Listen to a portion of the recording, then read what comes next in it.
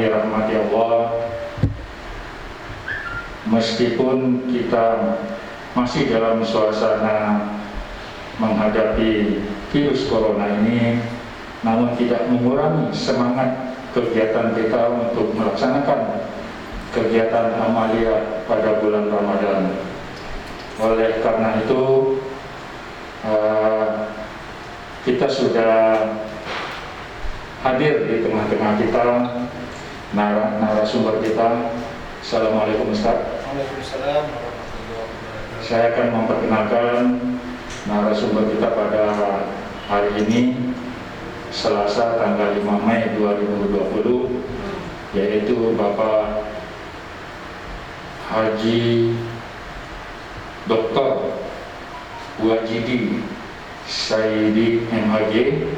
Beliau ini adalah sehari-harinya sebagai dosen di IAIN Pontianak, dan masih banyak juga beliau menduduki jabatan-jabatan dalam organisasi, yaitu sebagai ketua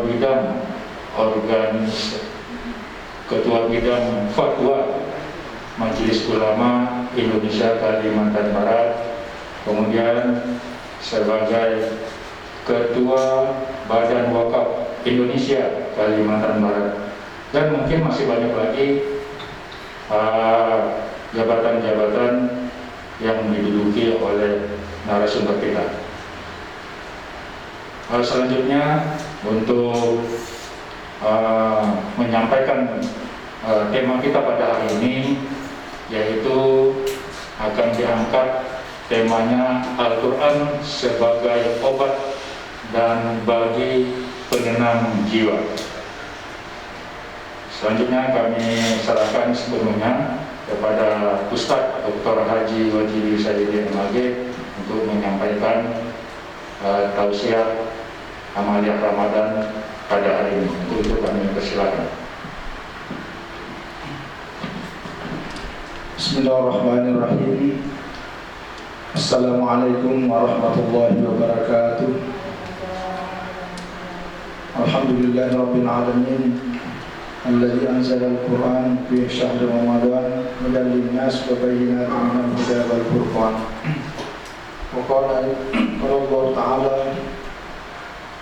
ya ayyuhan nas qad ja'atkum maw'izatun min rabbikum wa shifaa'un lima fis sudur wa hudan wa rahmatul lil mu'minin. Asyhadu an la ilaha illallah wa asyhadu anna Muhammadar Rasulullah. Allahumma shalli wa sallim wa barik ala sayyidina Muhammad wa ala alihi wa sahbihi ajma'in. Amma ba'd.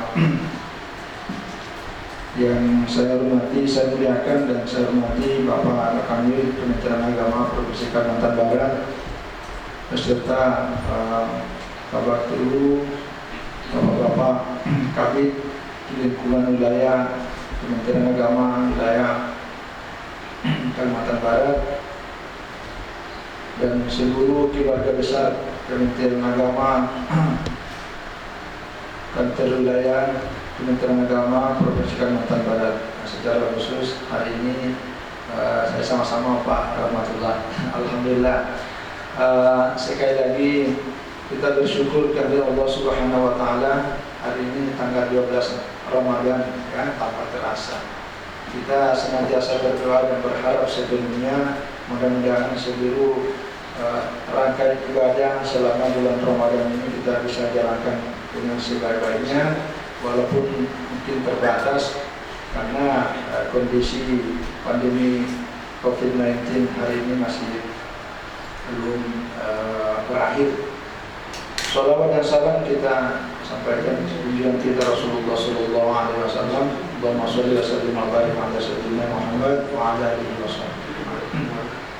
Alhamdulillah, tema yang diamanahkan ke saya adalah Al-Quran sebagai obat dan penenang bagi hati orang beriman. Istilah obat ini, kalau Al-Quran itu menyebutkan istilah syifa. Ya, syifanya artinya penyembuh, ya, penawar. Tentu penyembuh terutama bagi yang sakit. Nah, memang salah satu di antara keistimewaan Al-Quran adalah sebagai syifa.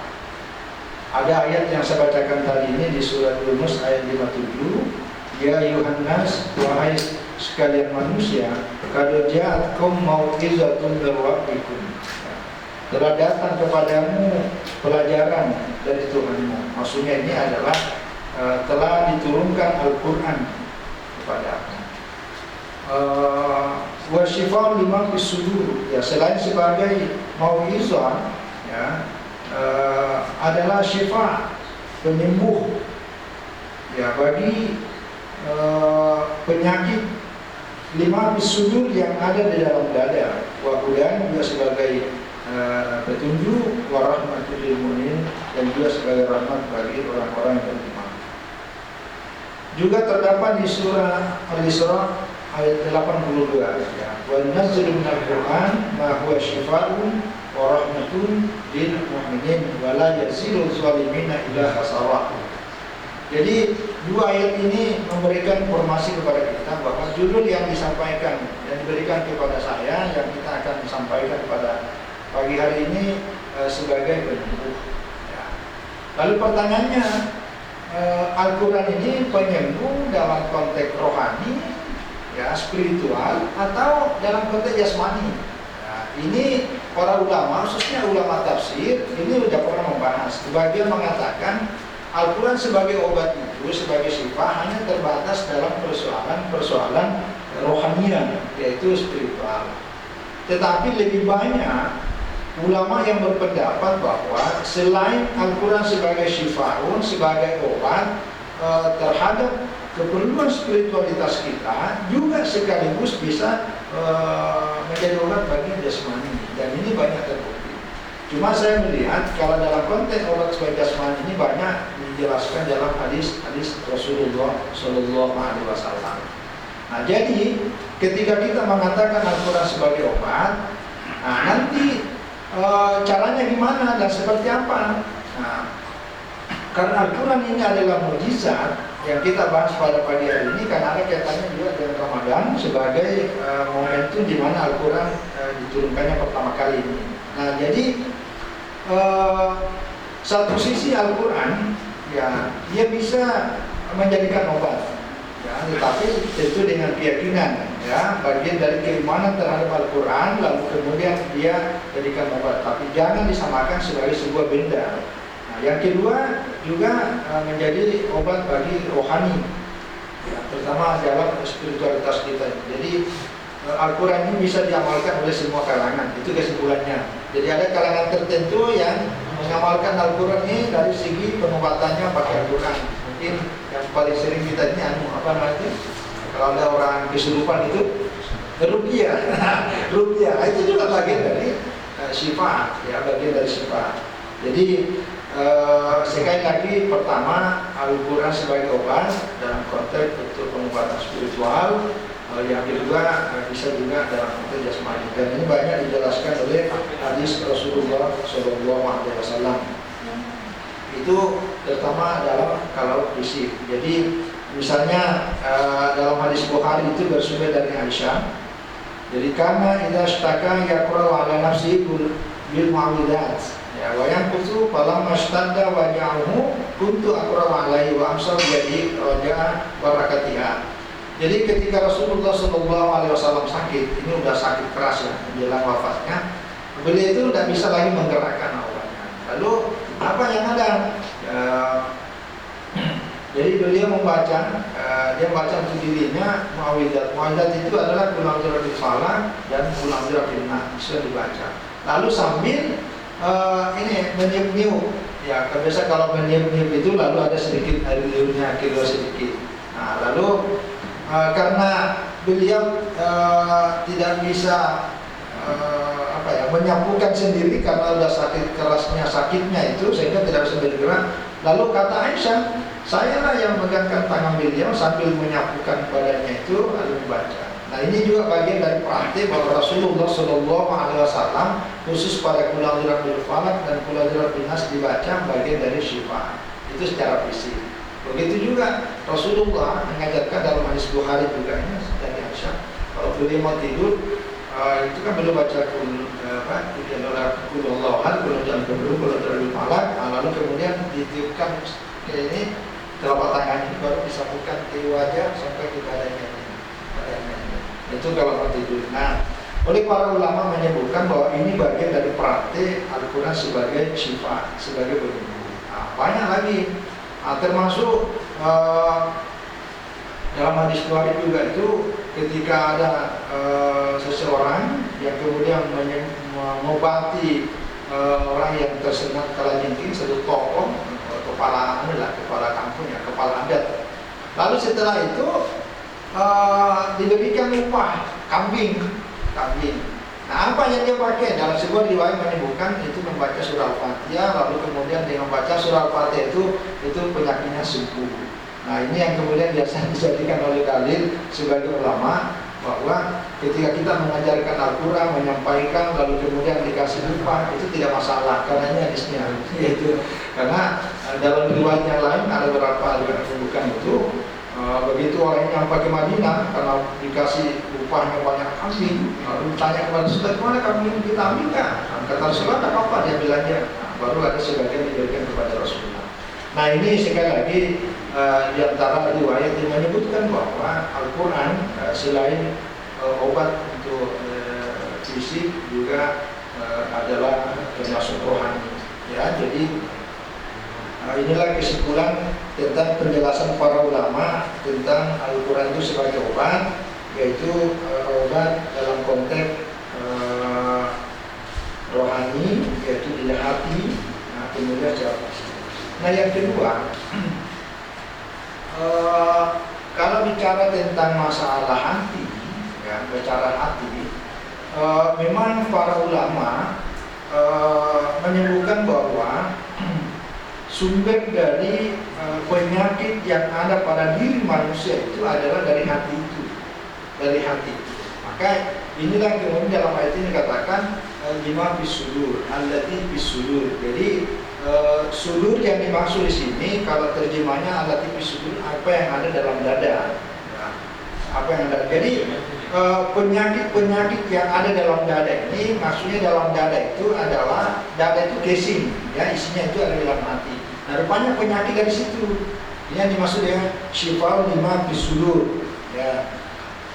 Ada ayat yang saya kira sering kita dengar di surah Al-Baqarah itu, fi qulubihim maradun wa zadahumullahu marada.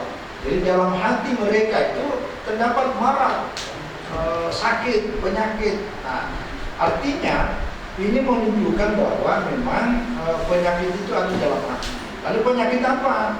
Oleh para ulama banyak menjelaskan.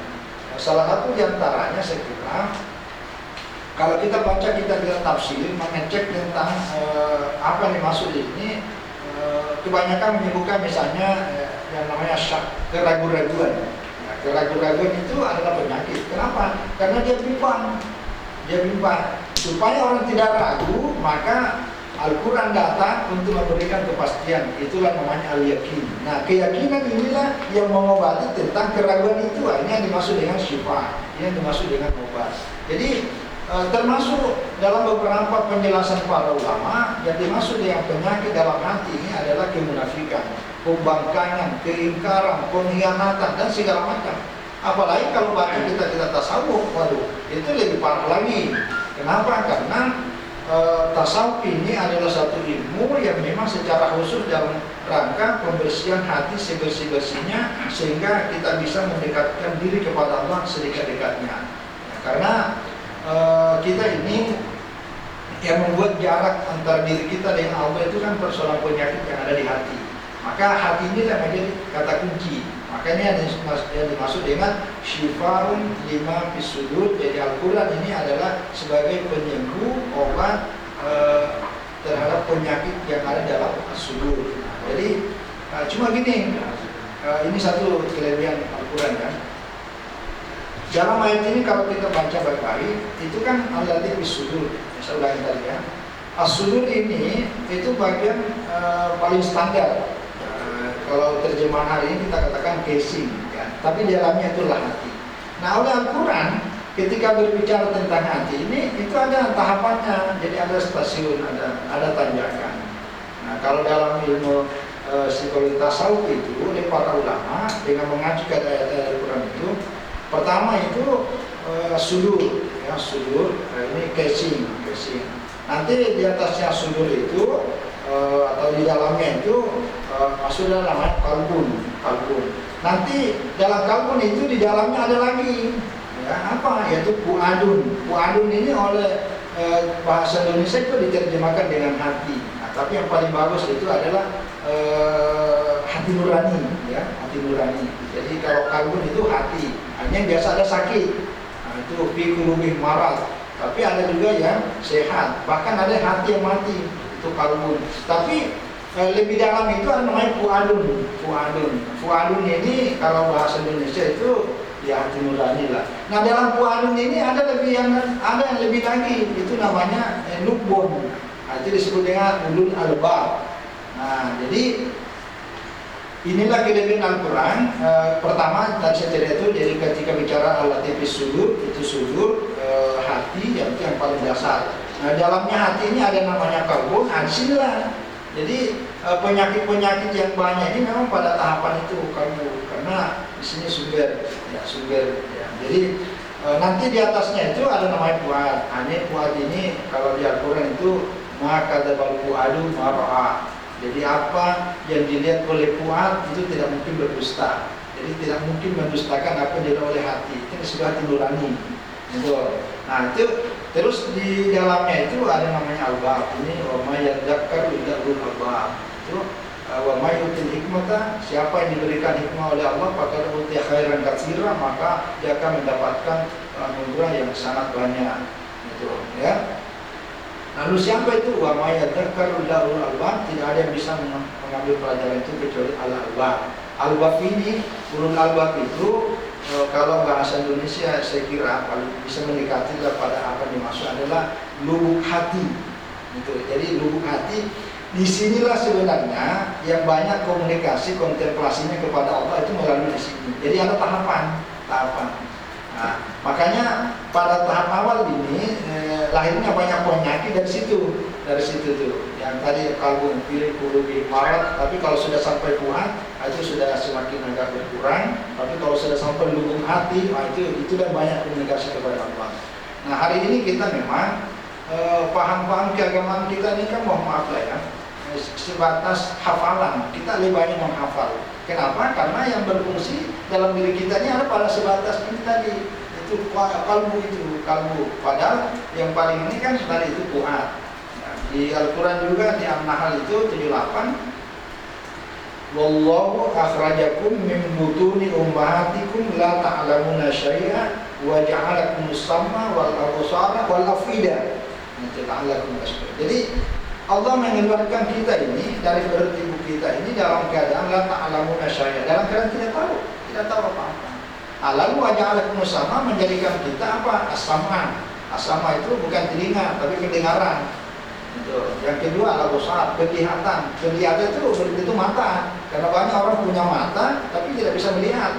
Banyak juga orang yang punya telinga tapi belum tentu bisa mendengar. Maka Al-Quran itu menggunakan istilah as-sam'a dan absar, penglihatan. Nah, baru yang ketiga al-afidah. Afidah ini jama dari fuad. Nah, apa itu fuad? Nah, fuad itu tadi itu hati nurani. Jadi sebenarnya as-sama itu adalah sumber pengetahuan. Yang kedua sumber pengetahuan itu adalah al-absar, apa yang kita lihat melahirkan kesadaran, apa yang kita dengar melahirkan kesadaran. Yang kita dengar, yang kita lihat ini kemudian masuk ke fuad. Fuad itu kalau dalam bahasa Arab diaduk itu namanya fuad. Jadi apa yang kita dengar, apa yang kita lihat ini diaduk. Setelah diaduk muncullah satu kesadaran itulah namanya ilmu. Jadi ilmu itu adalah kesadaran, bukan sekedar pengetahuan. Karena banyak orang tahu tapi tidak sadar. Nah itu dalam hakikatnya dia sebenarnya belum pada tahap itu. Kenapa? Karena ya mungkin dia tahu masalah, tapi karena hanya menggunakan akal, tapi tidak sampai ke fuad. Nah inilah bedanya konsep ilmu dan ilmu dalam Islam dengan ilmu di luar di tempat-tempat lain. Makanya jangan heran, saya sering mengatakan begini. Kalau ada orang Islam yang kemudian ilmu agamanya, pengetahuannya banyak sekali bahkan lengkap, tapi kesadarannya untuk takut kepada Allah tidak ada, maka itu tidak ada bedanya dengan ilmuwan tidak ada bedanya dengan cendekiawan di tempat-tempat lain, atau tidak ada bedanya dengan orientalis.